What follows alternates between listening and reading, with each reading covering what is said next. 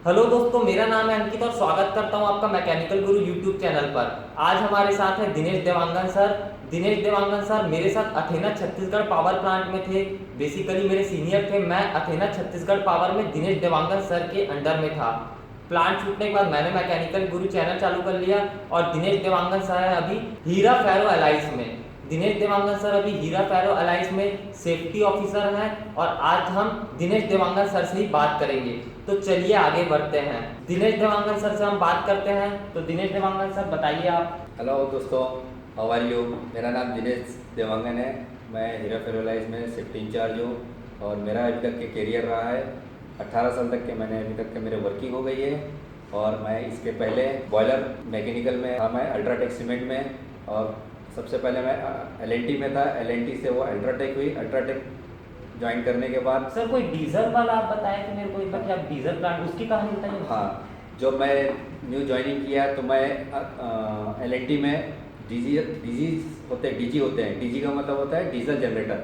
Diesel generator जो हमारे पास diesel generator थे तो एक diesel generator 6 megawatt power produce करता था। वैसे हमारे पास छः डीजी सेट थे जिसका पूरा कुल होता है 36 मेगावाट। 36 मेगावाट जो है हमारे सीमेंट प्लांट में लगा था। सीमेंट प्लांट में ऐसा है कि वहाँ बहुत काफ़ी पावर प्रोड्यूस करने वाला प्लांट चाहिए। उस समय बॉयलर्स वगैरह नहीं आए थे, तो बॉयलर्स नहीं होने के कारण हम लोग ने डीजी सेट्स लिए थे। ये डीजी सेट्स है सब फिनलैंड के हैं। जैसे फिनलैंड से हम लोग ने इसको इंडिया में इंपोर्ट करके हम लोग ने डीजी सेट्स हमारे यहाँ मंगाए थे और मंगाने के बाद इसको हम लोग चलाते थे। तो ये हमारे काला तेल से चलता है जिसको बोलते हैं हम एफओ। वहाँ से मैंने करियर स्टार्ट किया था। उसके बाद धीरे धीरे डीजल जनरेटर के कॉस्ट भी बढ़ने लग गए, साथ में उसके फ्यूल भी बढ़ने लग गए। इसकी वजह से हमारी सीमेंट प्लांट के मैनेजमेंट ने डिसाइड किया कि एक पावर प्लांट लाया जाए। तो पावर प्लांट आ गया। तो पावर प्लांट आने की वजह से मैं पावर प्लांट में चला गया। पावर प्लांट का स्कोप काफ़ी बड़ा था। सर पावर प्लांट कौन सा था वो? हमारे यहाँ पावर प्लांट था CFBC। सर ये एल का बात बता रहे हैं? ये एल की बात बता रहा हूँ। जो एल सीमेंट जो अल्ट्राटेक हो गया था। एल के समय तक के एल जब तक की थी तब तक हम लोग डीजल जनरेटर चलाए। ये हमारा रायपुर से 60 किलोमीटर हिरमी सीमेंट वर्क करके जगह है जहाँ पे हिरमी के नाम से वो सीमेंट वर्क चालू किया है। ये आदित्य बिरला ग्रुप का है। अभी आदित्य बिरला ग्रुप इसको चला रहा है और अभी भी वो चल रहा है काफ़ी अच्छे से। लेकिन वहाँ पे अभी पावर प्लांट आ गया है। जो पावर प्लांट जैसे मैंने अभी अपने दोस्त को बताया था CFBC है। CFBC के 2 यूनिट है। काफ़ी स्मूथ प्लांट चलता है वो। उसके बाद जैसे जैसे पावर प्लांट का स्कोप बढ़ता गया मैं भी बढ़ता गया और मैं बढ़ते बढ़ते मैं अथेना छत्तीसगढ़ पावर प्लांट पहुँच गया। लेकिन उसके पहले मैंने वंदना ज्वाइन किया था। वंदना 135 मेगावाट के 2 यूनिट थे, यानी 2 × 135 मेगावाट। वहाँ पे मैंने PF बॉयलर को कमीशनिंग किया। PF बॉयलर मतलब परवराइज कोल फायर्ड बॉयलर। हाँ, जो जिस PF में क्या होता है कि बहुत सारे जैसा लार्ज स्केल में जो कोयले लगता है वो कोयला ना काफ़ी कम लगता है। ये काफ़ी बारीक पाउडर स्प्रे करके पल्वराइज फॉर्म में। हाँ, पल्वराइज फॉर्म में हम लोग इसको स्प्रे करते हैं फर्निश के अंदर। इससे हमारे को हीट ज़्यादा मिलती है, फुल कोयला जलता है, इसीलिए। LD और HFO का भी यूज़ होता है, 2 ऑयल का भी यूज़ होता है और हम बाद में बात करेंगे अभी सर से बात। हाँ, उसके बाद मैंने करियर और आगे किया, आगे बढ़ते गया। अच्छे इंटरव्यूज हुए मेरे को। लेकिन मैंने अथेना का ज्वाइन किया क्योंकि वो 2 × 600 मेगावाट का प्लांट था। ये चाइनीज़ बॉयलर था, इसमें काफ़ी अच्छा हुआ। उसी समय मेरा अंकित मेरे अंडर में थे, नीचे में काफ़ी मेहनत की इन्होंने और धीरे धीरे उसके बाद फिर वो प्लांट काफ़ी अच्छा प्रोग्रेस किया। उसके बाद मैंने अपना लाइन को थोड़ा सा डाइवर्ट करके मैं हीरा फेरो में आ गया। हीरा फेरो में अभी मैं सेफ्टी इंचार्ज हूँ, जिसमें हमारे साथ में 4 प्लांट है। यूनिट 1, यूनिट 2 और बालाजी एलॉय जो महासमुंद में है और आलोक फेरो जो हमारे रायपुर उर्ला यूनिवर्सिटी के बिल्कुल जस्ट हमारे प्लांट से लगे हुए हैं। तो ये मेरा करियर रहा। और जैसे कि कुछ भी चीज़ स्टार्ट करने का पहले हमको पहले प्लानिंग करना चाहिए। अभी क्या होता है कि हम लोग काफ़ी लोगों को करना है तो चलेगा वो लाइन में, लेकिन वो लाइन में जाने से पहले प्लानिंग करना चाहिए। जब भी आप प्लान करोगे तभी आपको होगा। इसीलिए हमारे जैसे बहुत सारे होते हैं, जैसे प्लान बोलते हैं, आइडिया का ये प्लान ले लो, वो प्लान ले लो। तो इसका मतलब होता है प्लान अपना अच्छा रहेगा तो अपना एम अच्छा रहेगा। अच्छा सर, एक बात बताइए, आपने इतने प्लांट्स चेंज किए तो एक प्लांट से दूसरे प्लांट कोई बंदा चेंज करता है तो उसको क्या क्या परेशानियाँ आती हैं? हाँ, सबसे अच्छा सवाल पूछा इन्होंने। ऐसा होता है कि हम जैसा एक प्लांट से दूसरे प्लांट जाते हैं तो एक ऐसा मान के चलिए जैसे कि एक बहू जैसे एक लड़की शादी होके नए घर में गई, तो इसका मतलब हुआ है कि एक आदमी अगर कोई 10 साल तक के वहाँ सेवा दिया है, सेवा देने के बाद दूसरे प्लांट में जा रहा है, तो इसका मतलब हो गया नया बहू। उसको सबको देख के चलना पड़ता है। अभी मेरे साहब है, मेरे नीचे वाले, कोई नीचे वाला गर्म रहता है, कोई ऊपर वाला साहब वो भी गर्म रहता है, कोई नरम रहता है, तो हमको उसके हिसाब से हमको सेट करना पड़ता है। जैसे मैंने अभी 10 साल काम किया, उसके बाद कोई नया प्लांट ज्वाइन किया। नया प्लांट ज्वाइन करने से क्या होता है, हमारे उनके किस टाइप से उनकी बिहेवियर है, ये सब हमको समझना पड़ता है धीरे धीरे। उसको मुश्किल से 2 या 3 महीना लगता है। जैसे हम लोग अपना सेट हो जाएंगे, अपना स्मूथ हो जाएंगे, हम प्लांट के साथ में अटैच हो जाएंगे। सर तो इतने अलग अलग प्लांट्स में आपने काम किया सर, हर प्लांट में आपको ऐसा तो नहीं होगा कि पीएफ बॉयलर है तो दूसरे प्लांट में भी पीएफ होगा, एक बी है तो दूसरे प्लांट में भी एक बी होगा, तो क्या आपको कैसे आपको समझ में आता है कि हर जगह में मेरे को किस तरह एडजस्ट करना है अपने आप को? क्योंकि वहाँ के सीनियर्स अलग रहते हैं, वहाँ के सीनियर्स उस तरह के नहीं रहते जैसे हमारे पहले थे, और शुरुआत में लोग हमको ज़्यादा अच्छे से समझते भी नहीं हैं। भले आपको उस प्लांट के बारे में पता होगा, वही पीएफ बॉयलर है जो आपने पहले जहाँ पे काम किया, लेकिन तब भी वहाँ पे एक छोटा सा टेस्ट जरूर लेते हैं। मैं अभी जो प्लांट चेंज किया, मैं जब दूसरे प्लांट में गया था तो वहाँ के लोग ज़्यादातर टेस्ट जरूर लेते थे। भले छोटा सा लेबर ही है, वो भी आके पूछ देता था कि ये पीए लाइन है, ये कहाँ जाती है इसकी है। तो सर कैसे आप मतलब इन चीज़ों को कैसे आप ओवरकम करते थे? ये ऐसा होता है जैसे कि हम नए प्लांट गए तो सबसे पहले तो हम नए प्लांट का व्यू देखिए। सबसे पहले देखिए कि प्लांट कितना बड़ा है, कितने आदमी काम करते हैं, कौन कैसे काम करता है। थोड़ा सा महीना भर हम लोग को उसको टेस्टिंग में लगता है। उसके बाद सबसे पहले तो वहाँ पे हमको जो वर्कर है, जो भी स्टाफ है, उससे पहले हमको तालमेल बनाना चाहिए। तालमेल बनाने के बाद क्या होता है, अगर हमारा तालमेल उनसे अच्छा बढ़ने का, तो वो हमको बताएंगे कि भैया यहाँ पे ऐसा प्रॉब्लम आता है, ये लाइन ऐसी है। हमको तो मालूम है, लेकिन कोई भी प्लांट में जाना है तो सबसे पहले हमको उनके अंडर में थोड़ा 1 महीना काम करना पड़ेगा। हमको सीखने के लिए जाना है वहाँ पे। हाँ। सबसे पहले जो है, भले आपके पास एक्सपीरियंस हो, सर का कहना है कि आप ट्रेनी बन के ही जाइए, भले आपके पास एक्सपीरियंस भी क्यों ना हो। क्यों सर? सही बोले। क्या है, जब तक कि हम समझेंगे नहीं। जैसे एक उदाहरण के लिए मैं बताता हूँ, मोबाइल हर महीने चेंज होते हैं। जब तक हम उसका रिव्यू नहीं देखते हैं, जब तक हम लोग मोबाइल हाथ में लेके नहीं देखते हैं, तो क्या होता है, हम ट्रेनी रहते हैं। वहाँ यही बात मैं बोल रहा हूँ, प्लांट में गए हो तो थोड़ा ट्रेनी रहना पड़ेगा। 1 महीना ट्रेन रहने के बाद में जब आपको पूरी समझ में आ जाएगी, भले आप अच्छा ओहदे पे गए हो या कोई भी ओहदे पे गए हो, लेकिन हमारे जो नीचे सुपरियर जो काम कर रहे हैं, अगर वो कुछ क्वेश्चन पूछते हैं तो हमको उनको बताना आना चाहिए। इसीलिए ना 1 महीने थोड़ा सा वर्क करना पड़ेगा। उसके बाद फिर आप वहाँ पे तो फिर सेट हो गए तो फिर आपका बन जाएगा, बन कोई जाएगा। दिक्कत नहीं। तो सर आप बहुत से लोगों के इंटरव्यूज भी लेते हैं, तो अगर कोई फ्रेशर आपके पास इंटरव्यू, जैसे हमारे चैनल में बहुत से लोग फ्रेशर देखते हैं, फ्रेशर व्यूअर्स हैं हमारे, तो अगर कोई फ्रेशर इंटरव्यू देने जाता है या आप ही के पास आता है, आप किसी फ्रेशर का इंटरव्यू लेते हैं, तो क्या आप चेक करते हैं कि एक मैकेनिकल इंजीनियर में क्या क्या खासियत होनी चाहिए? सबसे पहले देखिए, इंटरव्यू में क्या होता है, सबसे पहले ऐसा होता है कि आप रिज्यूम डालें, एचआर के पास ही है। एचआर ने देखा कि वो कहाँ से है बंदा, उसके मदर फादर क्या करते हैं, उसका बैकग्राउंड देखते हैं, कौन से है। ऐसा भी होता है, आजकल ऐसा हो गया है कि कौन से गांव से, वो भी देखते हैं। जैसा देखते हैं कि भैया ये ऐसा गांव है, अच्छा चलो ठीक है, वो गांव में कितने साल रहा है, क्या है, उसमें भी अपन लिखते हैं कि जैसे कि मैं 12 साल भैया वहाँ पढ़ा हूँ, ऐसा। तो वो सब देखते हैं। एचआर में देखने के बाद में आपका सीवी सिलेक्ट हो गया, तो वो क्या करते हैं, हमारे पास भेज देते हैं कि भैया हमने ये बंदा को सिलेक्ट किया है, आप अभी इसका इंटरव्यू ले सकते हो। तो जैसे हमारे पास इंटरव्यू आता है तो हम समझ जाते हैं कि भैया इसने एचआर एंड आईआर का काम क्या होता है।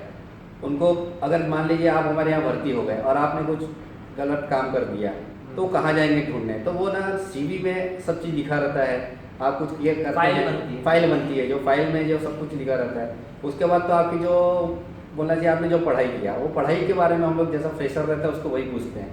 जैसा अभी आपने जैसा एक मैकेनिकल किया है, मैकेनिकल में आपने देखा होगा कि बेसिक तो सबका सेम है, बेसिक ही पूछते हैं। जैसे डीजल इंजन हो गया, डीजल इंजन कैसे वर्क करता है, थोड़ा बेसिक पूछते हैं कि आपने जो पढ़ाई किया है, जैसा आपने पढ़ाई किया है, आप फ्रेशर हैं, 2 साल आपका जैसा मान लीजिए गैप हो गया, तो 2 साल गैप रहने के बीच में आपने क्या किया, आप उस वही लाइन से जुड़े हैं जिसमें आना चाहते हैं, या अलग है, तो अलग है तो फिर हमको फिर सेट करना पड़ेगा कि भाई आपका पेमेंट भाई नहीं इतना रहेगा।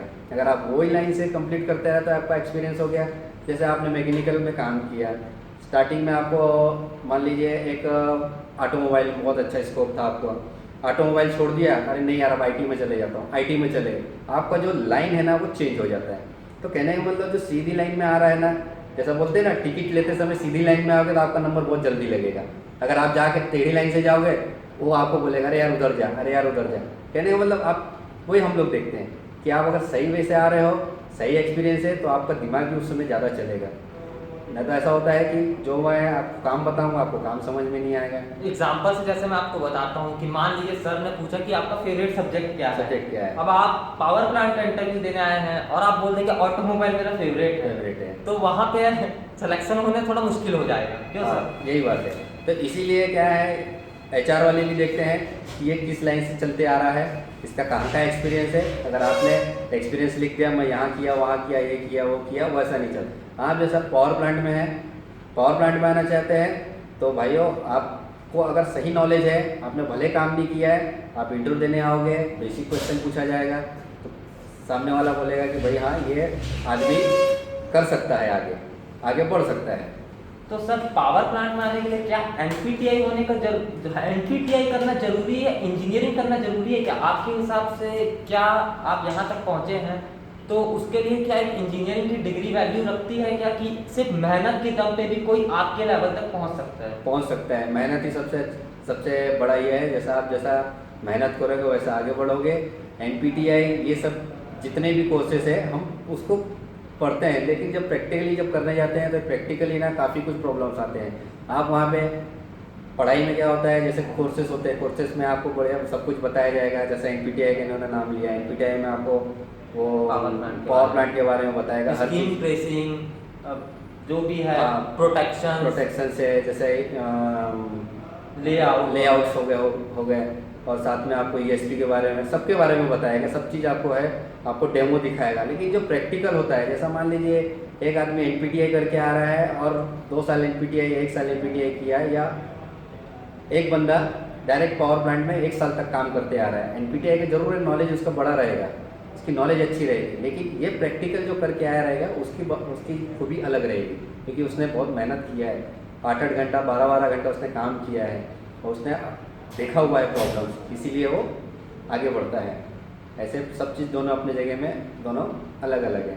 सर मतलब आपके बोलने का मतलब ये है कि डेडिकेशन होनी चाहिए कोई भी फील्ड में आगे बढ़ने की, बस यही है। चाहे आप डिप्लोमा हैं, चाहे आप इंजीनियर हैं, चाहे आप पोस्ट ग्रेजुएशन ही क्यों ना कर चुके हो। सही बोल रहे हैं, आपको मेहनत करना पड़ेगा आगे आने के लिए, और आप क्वेश्चन पूछते रहिए। जैसे आप कहीं खाली बैठे हैं, आप जैसा मैं बैठा हूँ खाली कुछ देख रहा हूँ पाइपलाइन, तो अपन ये अंदाज लगा सकते हैं कि भाई ये पाइपलाइन कितनी डाया की होगी, इसके अंदर क्या होगा, कैसे फ्लो होता होगा।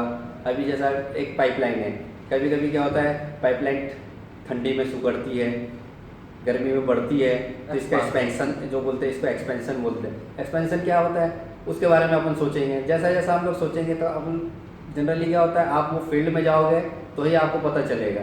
अगर आप ऐसे सोचते रहोगे तो सोचते सोचते कई दिन निकल जाएंगे, उम्र गुजर जाएगी। इसीलिए आप कहीं खाली मत रहिए, कुछ ना कुछ करिए, लेकिन रिलेटेड फील्ड रिलेटेड ही करिए, जिससे क्या है आपका अनुभव बढ़ेगा। आपको कोई क्वेश्चन पूछेगा तो आप बता पाएंगे, या आपके मन में जो क्वेश्चन होगा आपके सीनियर बताएंगे। आप किसी से भी पूछिए जो उस फील्ड से रिलेटेड है, वो काफ़ी आपको मदद करेगा। सर इंग्लिश के ऊपर बहुत क्वेश्चन आते हैं कि इंग्लिश क्या मैं अपना मैकेनिकल गुरु यूट्यूब चैनल सर हिंदी में चलाता हूँ। सर मेरे को ऐसा लगता है ना कि ना हिंदी परफेक्ट है, अगर हिंदी आती है ना तो आदमी कुछ भी कर सकता है इंडिया में। तो आपको क्या लगता है एक मैकेनिकल इंजीनियर को इंग्लिश एकदम अच्छे से आनी चाहिए अगर कहीं अच्छी जगह जॉब करना है तो? नहीं, ऐसा होता है। देखिए सबसे पहले ये देखना है हम लोग को इंग्लिश की ज़रूरत कहाँ है। अगर इंग्लिश की ज़रूरत जहाँ है वहाँ इंग्लिश बोलिए। अभी आप एक वर्कर के साथ में इंग्लिश में बात करेंगे तो वो तो समझ जाएगा, हाँ यस सर बोलेगा, यस सर, वो जाके वो उटपुटान काम करके आएगा। जहाँ अपने को इंग्लिश की ज़रूरत है वहाँ जाके आप वहाँ पे इंग्लिश का उपयोग करिए। जैसे कि आप कॉर्पोरेट ऑफिस गए हैं, आप ज़रूर मैकेनिकल इंजीनियर MBA ये सब करके रखे हैं, आप पावर प्लांट में काम कर रहे हैं, कहीं भी काम कर रहे हैं, फील्ड में काम कर रहे हैं, तो आप वातावरण देखिए।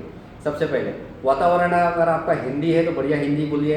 अगर आपको 2-3 लैंग्वेज आती है तो और अच्छी बात है, जरूरी नहीं है कि आप महाराष्ट्र में काम कर रहे हैं तो कि मराठी वहाँ मराठी मानुस बोलते हैं जो वहाँ काम करता होगा। अरे आंध्रा का भी आदमी अगर आ गया वहाँ, अगर आंध्रा का आदमी आ गया, अगर आपको आंध्रा आता है तो आप आंध्रा में बात कीजिए, देखिए वो कितना खुश होगा, आप काम बिल्कुल फटाफट करेगा। तो कहने का मतलब आपको जहाँ जो लैंग्वेज आपकी ज़रूरत है वहाँ बोलिए। इससे क्या होता है, आपका काम भी बहुत अच्छा होगा, आपको बहुत अच्छे रिस्पॉन्स मिलेंगे, आपका वर्क बहुत अच्छा रिजल्ट आएगा उसका। सर आप ना छोटे से लेवल से यहाँ तक पहुँचे हो सर, जितना मैं आपको जानता हूँ सर। तो सबसे बड़ा काम होता है जो आपने लेबर का नाम लिया, लेबर लोग से काम कराना, क्योंकि साहब तो बोल देगा, अब काम तो लेबर लोग को करना है। और आप तो सिर्फ सुपरवाइजर कर सकते हो, आप जाके वेल्डिंग तो करोगे नहीं, वेल्डिंग तो लेबर को करना है।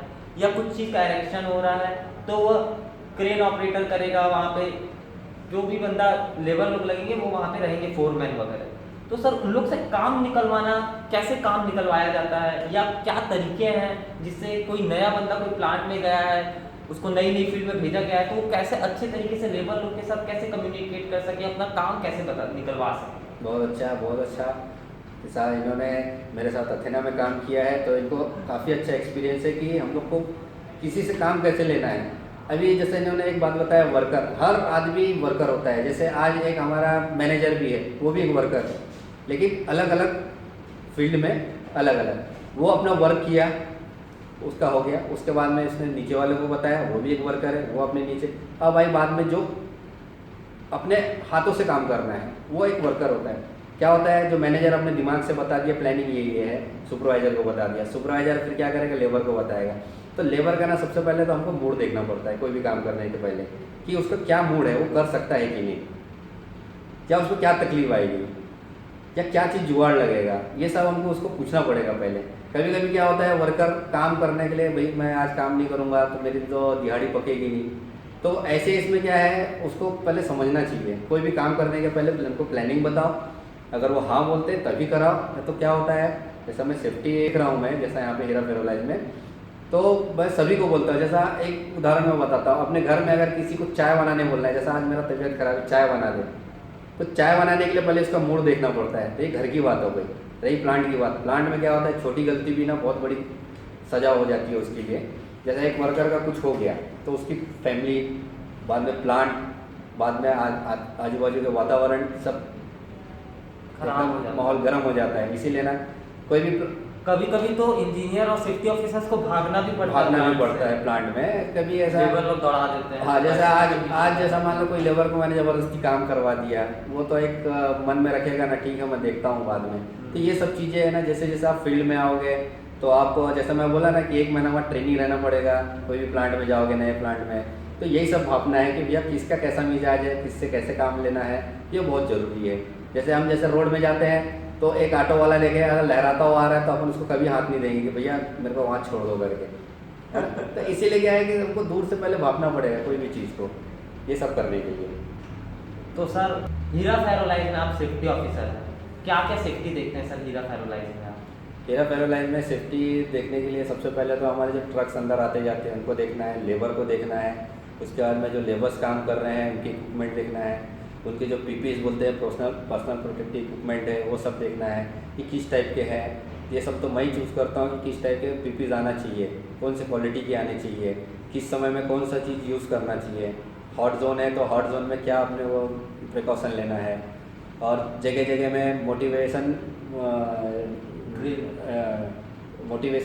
जो लाइन्स हम लिखाते हैं कि यार दस्ताने हाथ में रहेंगे तो हाथ में लगेंगे नहीं, इस टाइप के जूते पहनो, हेलमेट पहनो, ऊंचाई में काम कर रहे हो तो आप सेफ्टी बेल्ट पहनो। ये सबको हम समय समय पर ट्रेनिंग देते हैं, समय समय पर लोगों को बताते हैं ताकि वो समझें। कभी कभी काम के दौरान ऐसा भी होता है कि वो अरे छोड़ो नहीं पहनेंगे तो क्या होगा, लेकिन उसको पहनाने के लिए हम और मेरे साथी, जैसे मैं कोई एक इलेक्ट्रिकल का काम हो रहा है तो वो आदमी तो अरे सुपरवाइजर तो बोला जाओ कर दो यार, तो वो भी क्या करता है चला जाता है अपना बिना पीपीज लिए। उसको हम लोग देखते हैं, उसके बाद उसके सुपीरियर देखते हैं कि वो काम सही कर रहा है कि नहीं।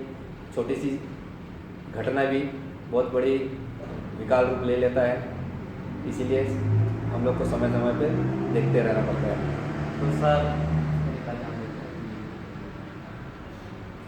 तो सर आखिरी में आपने मेरे वीडियोस देखे सर मेरे चैनल के? हाँ, मैंने आपके बहुत सारे वीडियोस देखे हैं, बहुत अच्छे लगे हैं। और ये ज़रूरी है कि जब हम एक में एक से बात करेंगे तभी होगा। जैसे कभी कभी होता है ना कि अरे यार कोई भी चीज़ किसी को मांगना रहता है तो अपन बोलते हो देगा कि नहीं। अरे देगा कि नहीं वो बात की बात है, पहले उससे बात तो करो, हाँ। पहले उसको समझो। देगा, ज़रूर देगा। अगर आपका मन में अगर अच्छी बातें रहेगी, अगर आपका मन अच्छा रहेगा तो ज़रूर देगा। सर आपसे बात करके सही में मेरे को बहुत अच्छा लगा और उम्मीद करता हूँ दोस्तों आपको भी दिनेश देवांगन सर से बात करके बहुत अच्छा लगा होगा और बहुत सी मोटिवेशनल बातें दिनेश देवांगन सर ने हमारे साथ की।